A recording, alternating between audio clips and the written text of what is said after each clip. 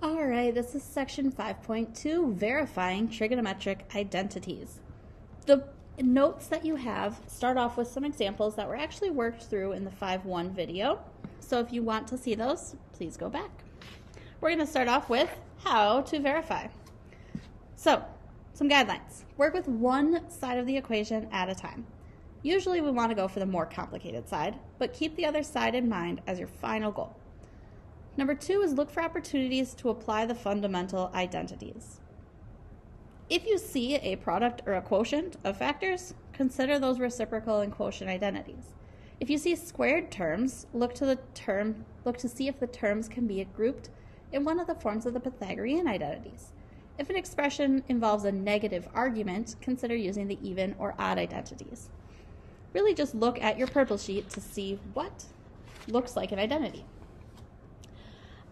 Then you'll apply basic algebraic techniques like factoring, multiplying terms, combining like terms, and writing fractions with common denominators. And consider writing expressions explicitly in terms of sine and cosine. If all else fails, go for sine and cosine. But always make sure you try something. Even if what you do is counterproductive, it can still help you to see what you should do. So, this is how your problems will look. It'll say, verify that this is an identity. I'm telling you that this left side simplifies to that. You know the answer, right? That is the answer. You have to show the steps to get there. So, we start off, secant squared minus 1. Well, actually, I choose which side to work with. The left side looks a lot more complicated, so I'm going to work with it. Secant squared minus 1.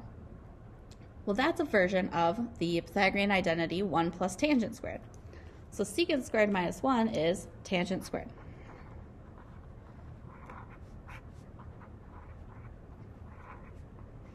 And I always just put an arrow for the side I'm not working with so that I know I'm not changing anything about it, but I could write sine squared theta every time if I wanted. All right. Make sure you only change one thing at a time though, so that's why I didn't do anything else. What else do I want to do? I'm not seeing anything great. So I'm going to turn everything into sines and cosines.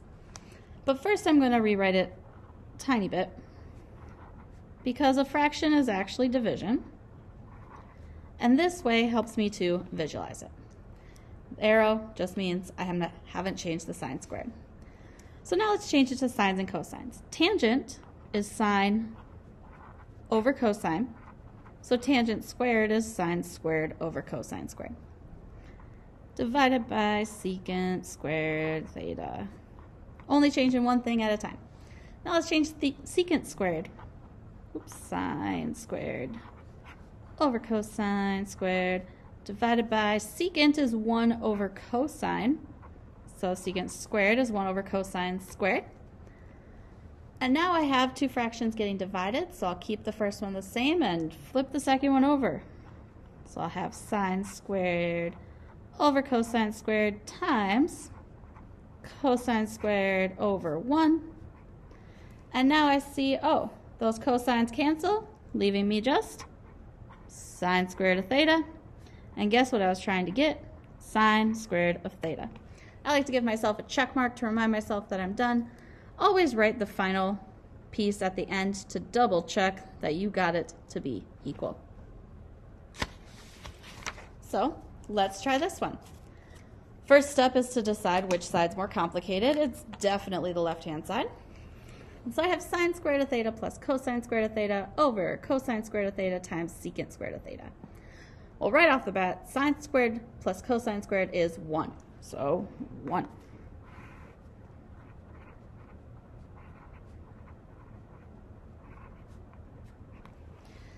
And then I know from my reciprocal identities that I could rewrite secant as 1 over cosine, so I would do that.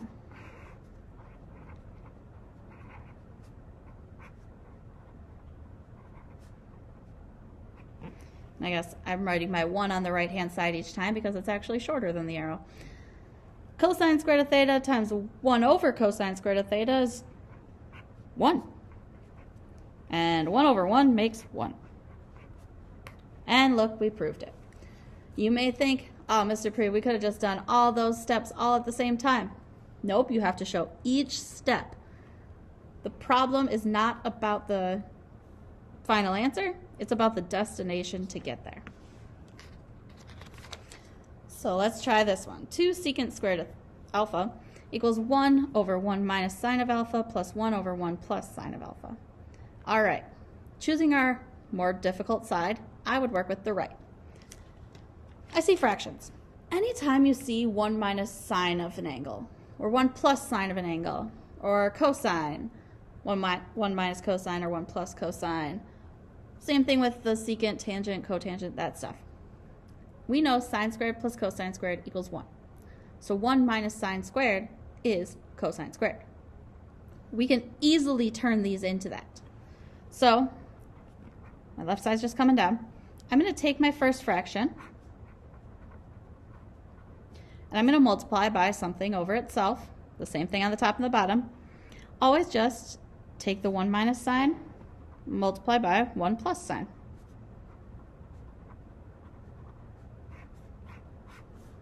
And I didn't change my second fraction yet, because that means I multiply these together. I get 1 plus sine of alpha over 1 minus sine squared of alpha. And I still have my 1 over 1 plus sine of alpha. And look at that. Let's do the same thing to the second fraction. So I have 1 plus sine of alpha over 1 minus sine squared of alpha plus 1 over 1 plus sine of alpha times, we'll multiply by 1 minus the sine of alpha this time. And this is one of those tricks that gets easier to spot as you go, but it's a very, very helpful trick.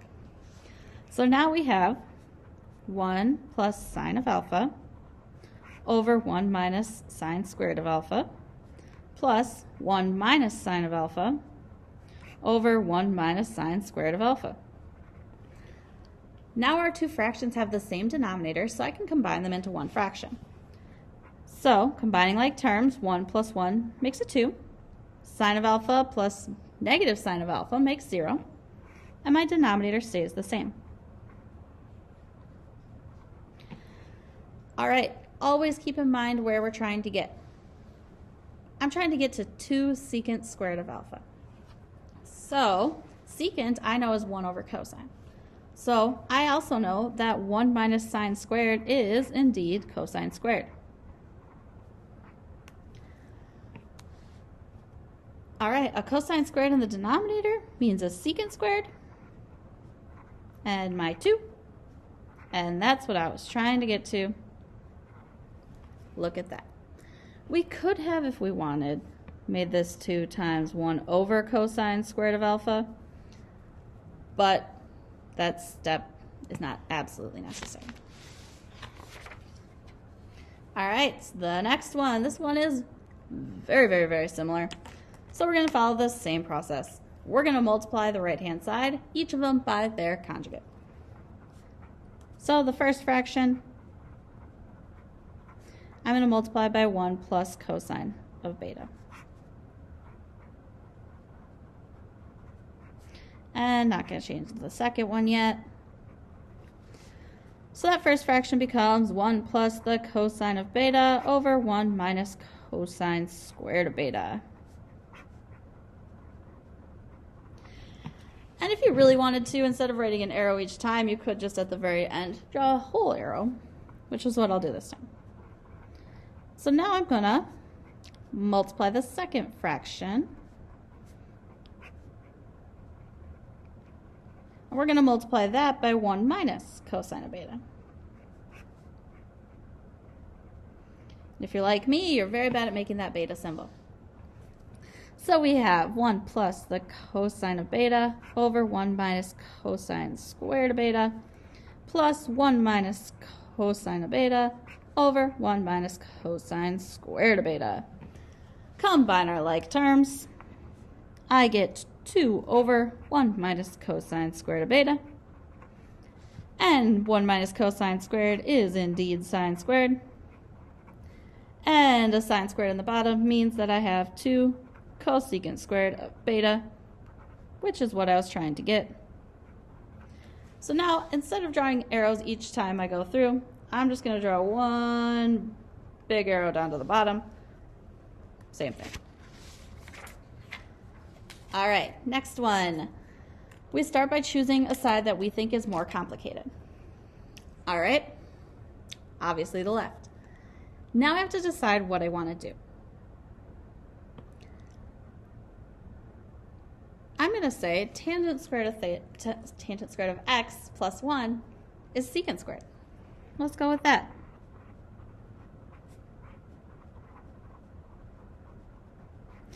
Now, if you were in class and you're watching this, I may not have done it the same way in class. There are many ways you can get to the same answer. You just have to show all your work. So cosine squared minus 1 is actually negative sine squared. So let's go with that. Actually, I'll show you why. Really, I would factor out that negative, which you don't necessarily have to show that step because you get to negative sine squared. All right, secant squared times negative sine squared. Not helpful in getting to tangent, but secant I know is 1 over cosine squared.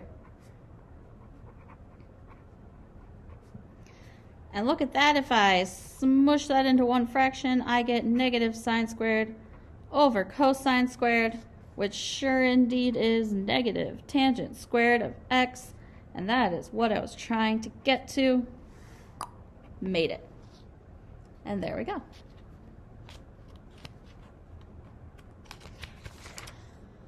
All right, this next one, also quite similar.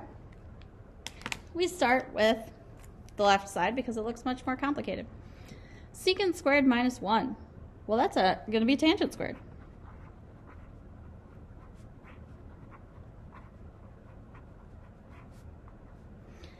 And just like in the last problem, sine squared minus 1 is negative cosine squared.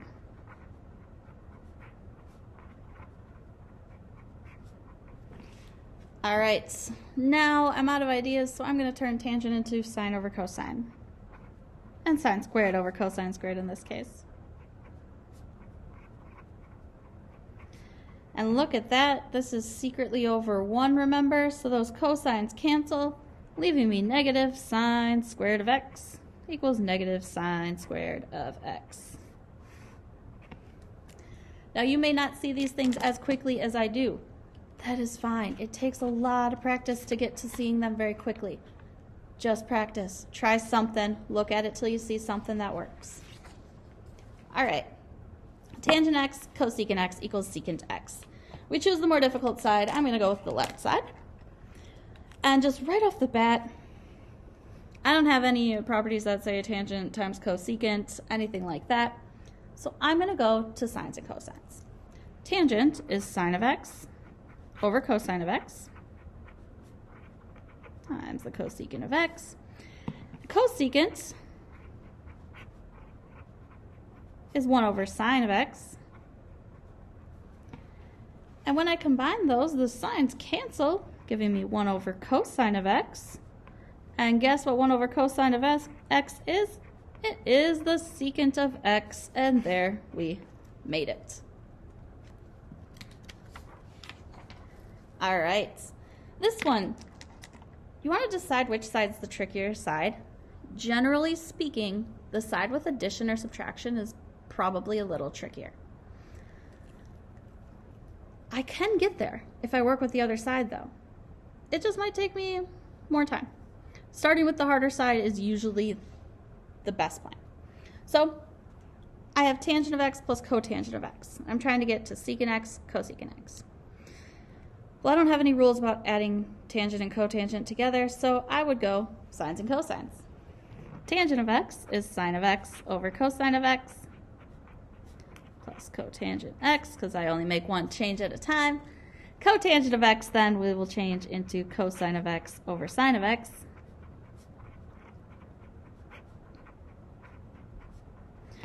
Anytime you see fractions, you're probably going to want a common denominator. So this first fraction, To get a common denominator, it needs to multiply by sine of x on the top and bottom.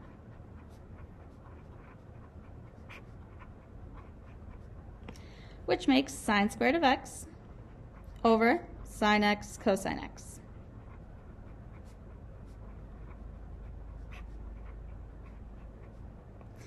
Then we'll make our second fraction match.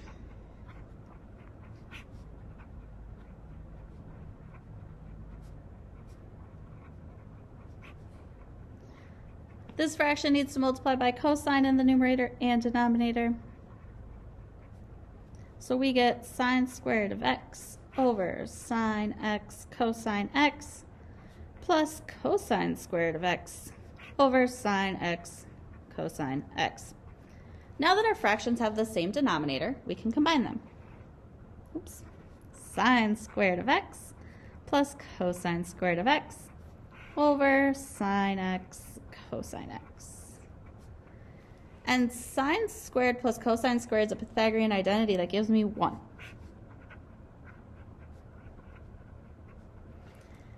And now I can split this apart. Since the denominator is multiplied, I can make it 1 over sine x times 1 over cosine x.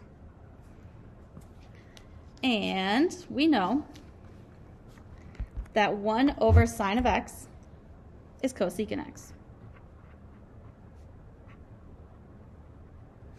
And 1 over cosine x is secant. So I'm just going to flip my order a little bit because this is the order it was in the original problem. Draw my arrow from the very beginning, and there we made it. All right, a pretty similar one here. Choose the more complicated side. I would go with the left. I don't see anything off the top of my head, so I'll go into sines and cosines. Cotangent is cosine over sine. And secant is 1 over cosine. Multiply those two fractions together and I get 1 over sine of x. And 1 over sine of x is cosecant of x. Made it. We are good.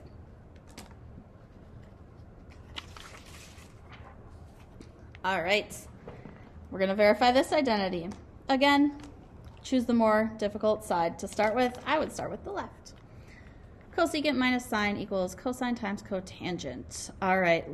Let's change cosecant into 1 over sine.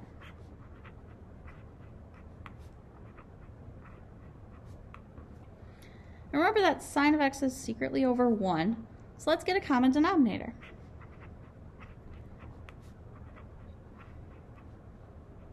We're going to multiply sine of x by sine of x over sine of x, which makes 1 over sine of x minus sine squared of x over sine of x. And now, your brain may say, oh, I can simplify this. Don't do that. We just made it like that so that we have common denominators. All right? Don't undo what you just did. So let's combine these into one fraction. 1 minus sine squared of x over sine of x. And I know my final answer has a cosine in it. And I know 1 minus sine squared is cosine squared. Oops, sine of x. And now I can break this apart a little. I'm going to take one of the cosines out of the numerator and leave the other one. Because cosine over sine is cotangent, and cosine times cotangent is what I was looking for. Always keep your mind on where you are trying to get to. All right, this one. Which side looks more complicated? Well, most of the time a fraction is probably the more complicated side, so I'm going to start on the right. I could start on the left, but I like the right. I see a 1 minus sine of x, which means I probably want to multiply by its conjugate. So I'm going to take my fraction, and I'm going to multiply by 1 plus sine of x in both the numerator and denominator. That makes my numerator cosine of x times 1 plus sine of x, I could have distributed it if I wanted to. I didn't want to. Multiply the denominator, I get 1 minus sine squared of x. I know what 1 minus sine squared of x is. That's cosine squared.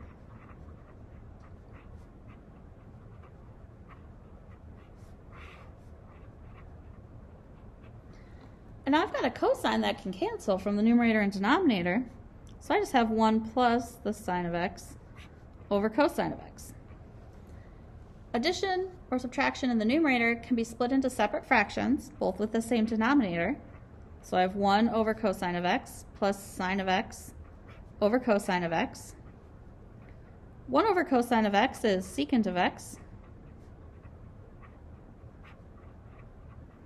And I know sine over cosine is tangent, and guess what I was trying to get?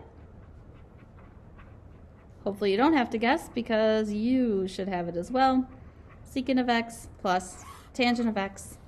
Got my answer.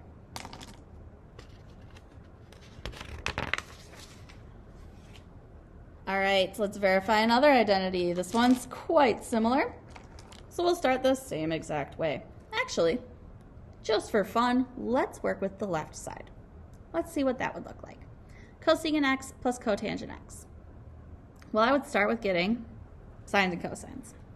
Cosecant is 1 over sine.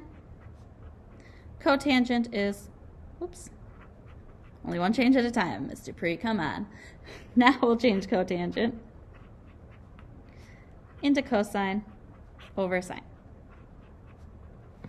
Okay, well, combine my fractions. 1 plus cosine of x over sine of x. And here's where you have to get a little wonky if you do it this way. I want to end up with a 1 minus cosine in the denominator.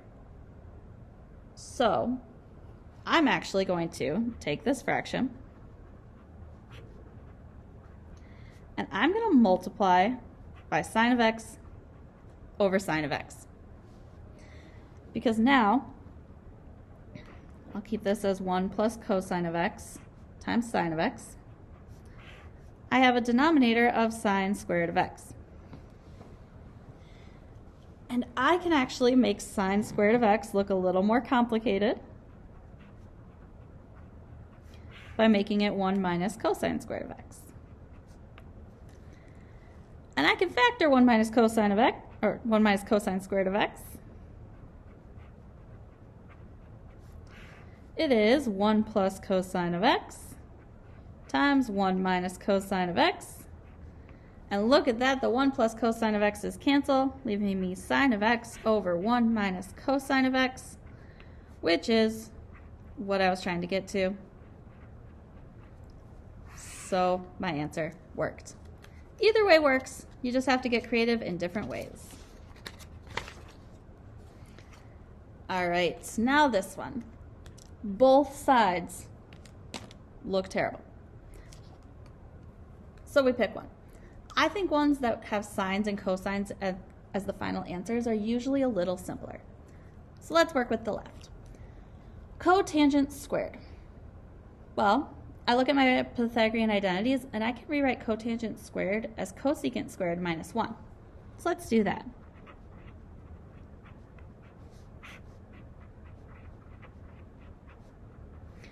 And then I can factor my numerator.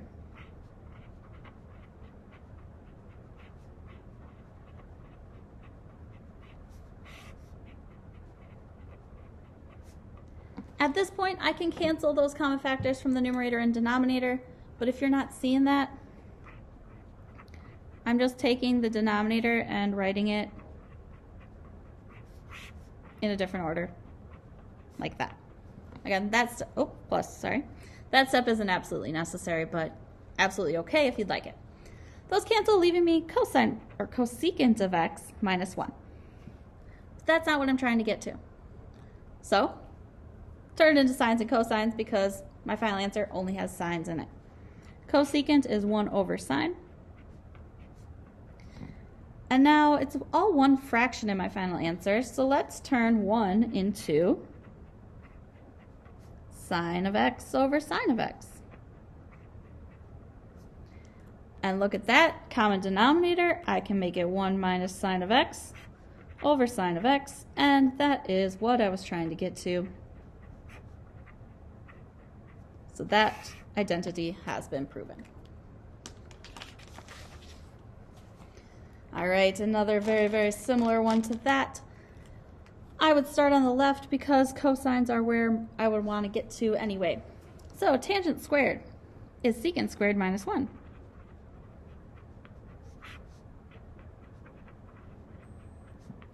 And then I can factor secant of x plus 1, secant of x minus 1. Just like in the last one, the 1 plus secant x and secant x plus 1 are the same things, so they cancel, leaving me the secant of x minus 1. And now I go into cosines. 1 over cosine of x minus 1. Change that 1 into cosine of x over cosine of x. And combine into one fraction, 1 minus cosine of x over cosine of x. And that's what I was trying to get to. Made it. Whoop, draw my arrow. Good. All right, now we're going to deal with some higher powers. Choose the side that looks more complicated. I would choose the right side. I see that I could factor something out. They both have a tangent squared. So I'm going to factor tangent squared of x out. That leaves me secant squared of x minus 1. And I know secant squared of x minus 1 is tangent squared of x. And tangent squared times tangent squared makes tangent to the 4th power. And we have our answer. All right, this next one will be quite similar. I have cosecant squared times cotangent plus cotangent cubed. That looks like the trickier side. I'm going to actually take this piece right here and factor out that GCF. Because I can take a cotangent out of both. 1 plus cotangent squared. And 1 plus cotangent squared is cosecant squared. And if I combine my cosecant squareds, I get cosecant to the 4th power of x times cotangent of x. And that was what I wanted to get. So they don't all have to take a whole bunch of space. All right, another one. The more complicated side is definitely the right side. I'm going to take out my GCF again. This one I could take out a tangent of x, leaving me secant squared of x minus 1. Oh, guess what? Secant squared of x minus 1 is tangent squared. And tangent times tangent squared makes tangent cubed of x. Short, sweet, to the point. All right. On this one, the right-hand side definitely looks more complicated. I'm going to take out the GCF on the right, because I can take out a cosine to the 4th power, leaving me 1 minus cosine squared of x, and then my sine of x hanging out on the end. And 1 minus cosine squared is sine squared. Sine squared times sine makes sine cubed.